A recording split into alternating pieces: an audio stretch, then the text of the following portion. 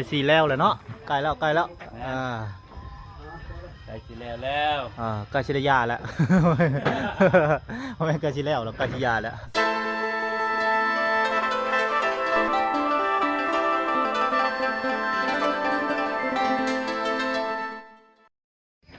น้องพี่น้องเปิดภาพมาเหมือนป้าต่อทองฟ้าเจียมใสเลยไปแล้วเนาะเข้ามาหาทางไอ้แก้วคือเก่าคือเดิมไปแล้วเนาะโอ้ต่างสางเป็นก็มาแต่เช้าเลยไปแล้วเนาะเปิดมาปูแป้นตอกแป้นไปแล้วเนาะได้3-4แล้วแหละไปแล้วเนาะสบายดีเด้อผมเป็นพี่น้อง FC กันเปิดสุขุสุขนเนาะพี่น้องบอกว่าที่อยู่ใกล้เหมือนก็มาพบกับบ้านเสียงร้ายคือเก่าคือเดิมไปแล้วเนาะ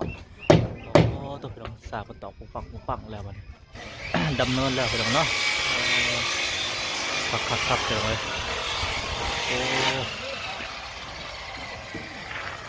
ได้สร้างห่อนหรือเย็นสบายดีเด้อ สบายดีสร้างได้สีแล้วเลยเนาะใกล้แล้วใกล้สิแล้วใกล้ชิได้ยาแล้วไม่ใกล้ชิแล้วใกล้ชิยาแล้วมันฮ้อนแดดแล้วมื้อนี้โอ้โตแจ่มใสเลย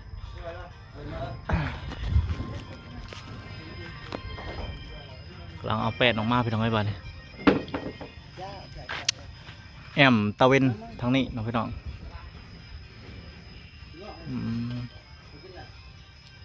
ขักแล้วไปน้องกันเนาะสาเป็นมาที่เศร้ากับจวดจาดเลยสี่แล้วหาแล้วนี่แหละ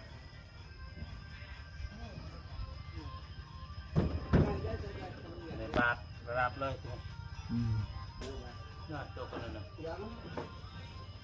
เรื่องก็จะเลยมาวิทย์ดาบเลยจะรีบเป็นเลยไปเนี่ยบางนะจ๊ะ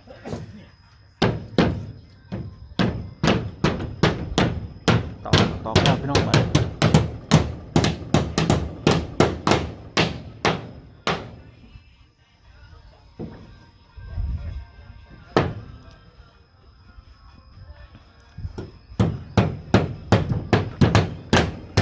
เป็นใหม่ขึ้นสู่วงการแล้วขึ้นสู่เทิงเวทีแล้วต่อเป็นหูเป็นทรงเลยได้พี่น้องไอ้บาทเลยเนาะคักแล้ว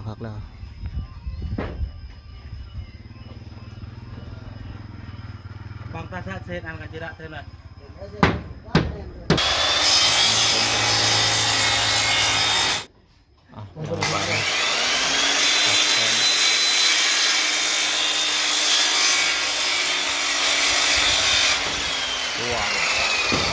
ปาดเรียบร้อยจังเลย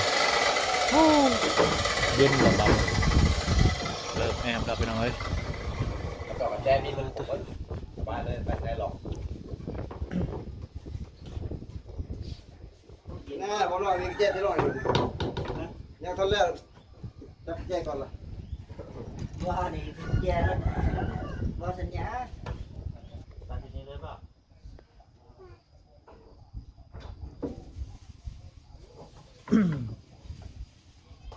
ตอกปลาแล้วไปตอกปลาเลย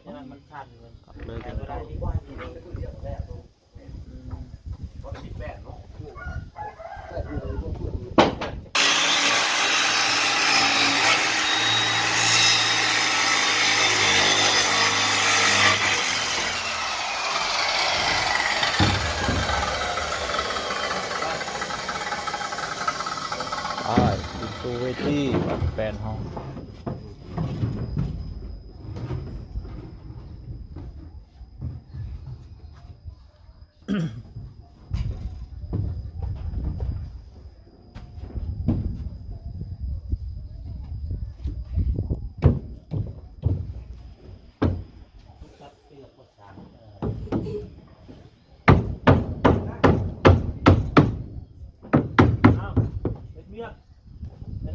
สตาร์ทเจอ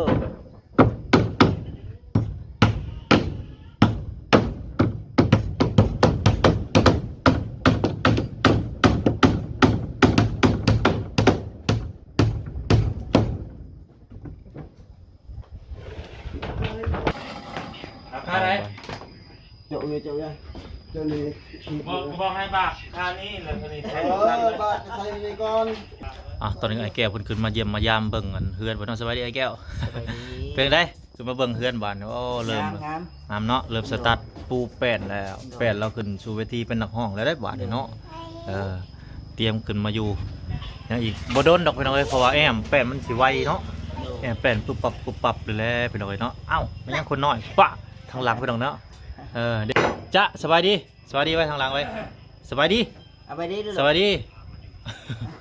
สวัสดีโอเคคนหน่อยเพื่อหลังเนาะพี่น้องบริษัทไทยให้เบิร์ดดอกพี่น้องเพิ่นบริษัทอันนั้นบริษัทเกาะกายสิทธิ์ทางหลังเพิ่น เพิ่นเป็นตรงลอยไว้อยู่พี่น้องเลยติดเรื่องบ่ได้เด้ตัวทางจางกำลังเฮ็ดขมุกขมุมอยู่เนาะ เริ่ม อย่าให้ งาม ผิ แล้ ด ว แต่ช่างเอ้ยผิดลายก็อย่าตัดดุได้ ไม่สลาแล้ว เบื้องนั้นสิจงบ่จงให้ลมเข้ามา บ่แอม จงไว้เลยบ่ตอน แอร์สดเด้แอร์ธรรมชาติ จงไว้ครั้งหนึ่งเนาะฮอลินหัวไปหน่อยพาสิพิบาเนาะมันก็พ้นกันมันก็พระเขาแล้วเนาะไม่ก็เปื่อยก็ดอกไปแล้วเขาไปจงไว้บ่เป็นหยังไปหน่อยเนาะเอ้านี่เพียงบาทนี่นั่น กระแจเด้ โอ้เอากระแจเสียบรถขับรถป่ะ กระแจ ตากเบ็ด เอายังช่างไม่ตกไม่ตก ข้อจะข้อ โอ โอเค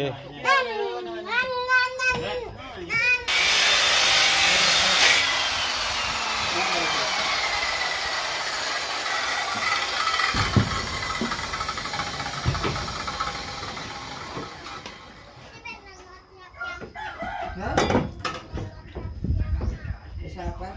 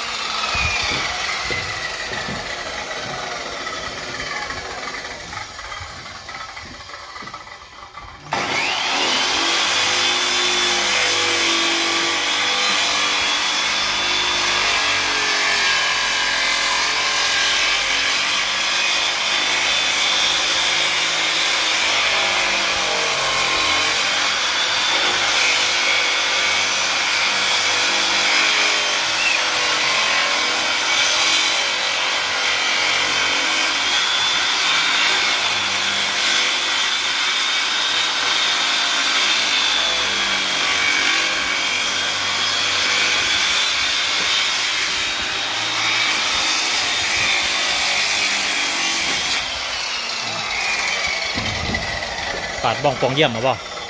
อ๋อเป็นสูตรนี่พี่น้องเลย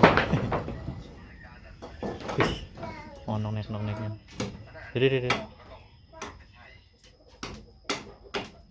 จวดมันยังคือดังกอกแกกเนี่ยเขาเรียกว่าชื่อฮักโมเมนต์เนาะมันห้องชื่อเนาะ ขับปลาแล้ว เดี๋ยวทาสีเหลืองมองเลย ทาชิกาคิโกะ ทาชิกาคิโกะมาดีว่าล่ะมาดีทาชิกาคิโกะเรื่องมันมอบเราเป็นตัว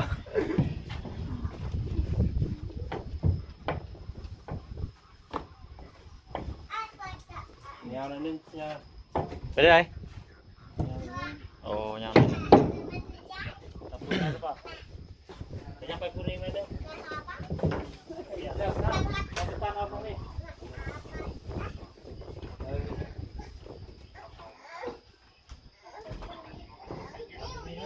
หรือสลวงยาวเลยเนาะ เรียงไป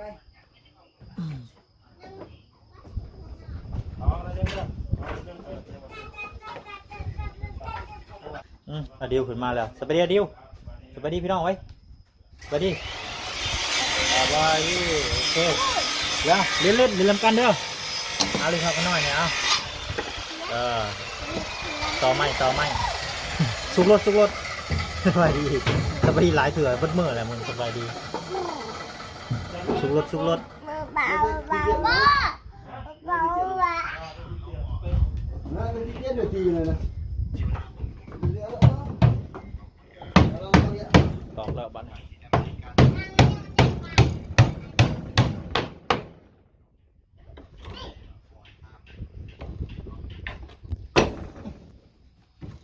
อ้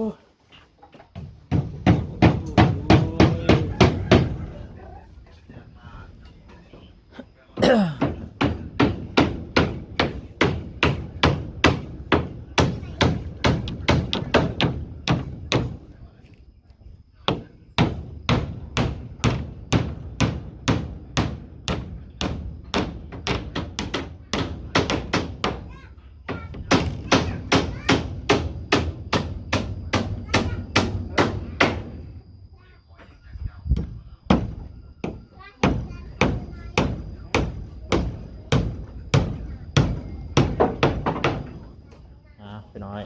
แล้วที่ห้าบานนี้แล้วที่สี่สำเร็จไปนที่เรียบร้อย แล้วที่ห้ากำลังต่ออยู่ในบานนี้โอ้จัดไปจัดไป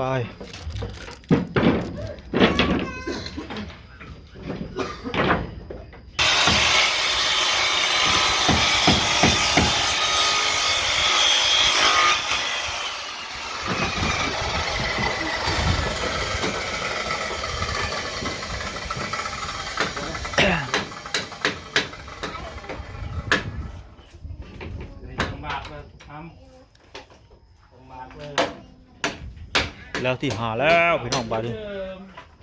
ใกล้แล้วใกล้แล้ว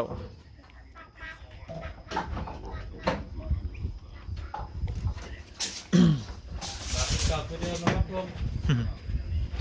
เก่าคือเดิม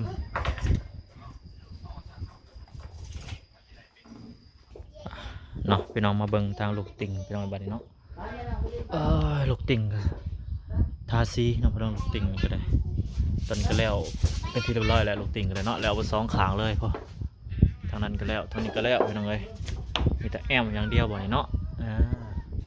แอมก็คือสิบดนแหละเนาะพี่น้องเดี๋ยวก็แล้ว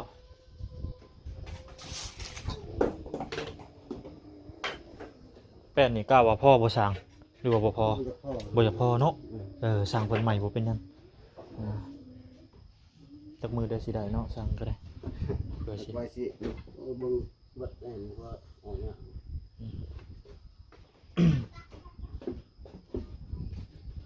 ไปได้แล้วที่หาพี่น้องให้ แผ่น60บ่เลย 52 โอ้โห บ่พอเนาะเพราะว่ามันขาดอยู่18แผ่นเลย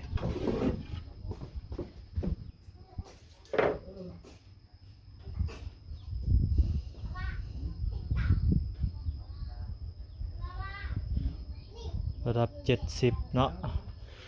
70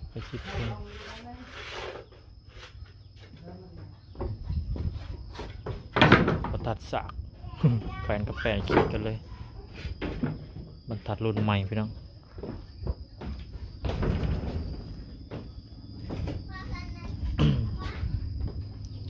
ได้งานตัวเดียวนะอะไรตัวนี้ก็แล้ว งานน้ำ บน ภายมาก็เราคนเป็นหมดแค่นี้แทกกันเอาแต่ไหลคือได้ชิบแทกตัดสักทีนะเป็นวิน เป็นวินย้อนหวนอยู่เนาะจากหัวที่โดนเสาตอนใด ก็แทกให้ดูเขามีแทกตัดสบาย แผนกไฟผนกแล้ว ติว่าจะแทกตัด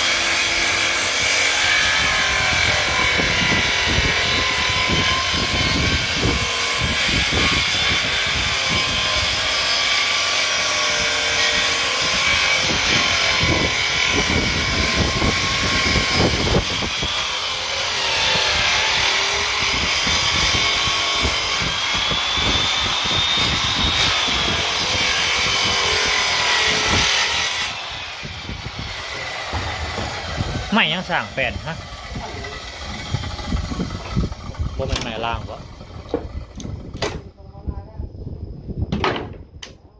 คือไม้ล่างเนาะ เนี่ยไม่มียังไม่ได้ดิบอยู่ ยังดิบอยู่ เอาน้องไปน้องบาทเนี่ยคือแล้วไปน้องไอ้น้องโอ้โตแต่แล้วที่หาแล้วไปน้องไอ้น้องบาทเนี่ยกำลังใส่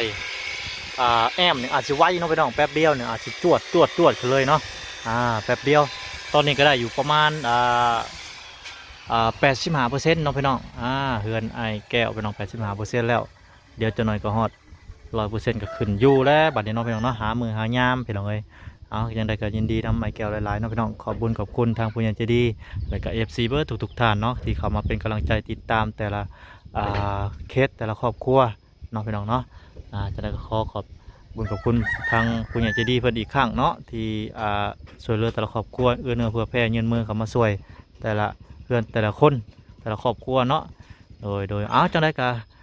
พบพ่อกันอีพีหน้าเนาะพี่น้องเนาะสำหรับอีพีนี้ก็ขอกล่าวคำว่าสบายดีพี่น้องสบายดี